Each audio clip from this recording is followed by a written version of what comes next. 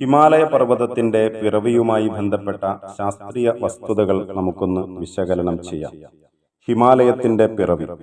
ലോകത്തിലെ ഉയരമേറിയ പർവ്വതനിരകളിലൊന്നായ ഹിമാലയം ഇന്നും വളർന്നുകൊണ്ടിരിക്കുകയാണ് എന്ന വസ്തുത നമുക്കെല്ലാം അറിയാമല്ലോ.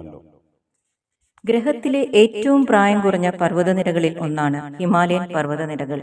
അതിൽ ഭൂരിഭാഗവും ഉയർന്ന അവശിഷ്ടവും രൂപാന്തരവുമായ പാറകൾ അടങ്ങിയിരിക്കുന്നു. പ്ലേറ്റ് ടെക്ടോണിക്സിന്റെ ആധുനിക സിദ്ധാന്തമനുസരിച്ച് ഇൻഡോ ഓസ്ട്രേലിയൻ ഫലകത്തിനും യൂറേഷ്യൻ ഫലകത്തിനും അതിർത്തിയിൽ ഭൂഖണ്ഡാന്തര കൂട്ടിയിടിയുടെയോ ഓറോജനിയുടെയോ ഫലമാണ് ഇതിന്റെ രൂപീകരണം. മ്യാൻമറിലെ ആരോഗൻ യോമ ഉയർന്ന പ്രദേശങ്ങളും ബംഗാൾ ഉൾക്കടലിലെ ആൻഡമാൻ നിക്കോബാർ ദ്വീപുകളും ഈ കൂട്ടിയുടെ ഫലമായി രൂപപ്പെട്ടു. ഭൗമശിലാപാളികളുടെ ചലനമാണ് ഹിമാലയത്തിന്റെ രൂപീകരണത്തിന് കാരണമായിട്ടുള്ളത്. വൻകരയും സമുദ്രഭാഗവും ചേർന്ന ശിലാപാളി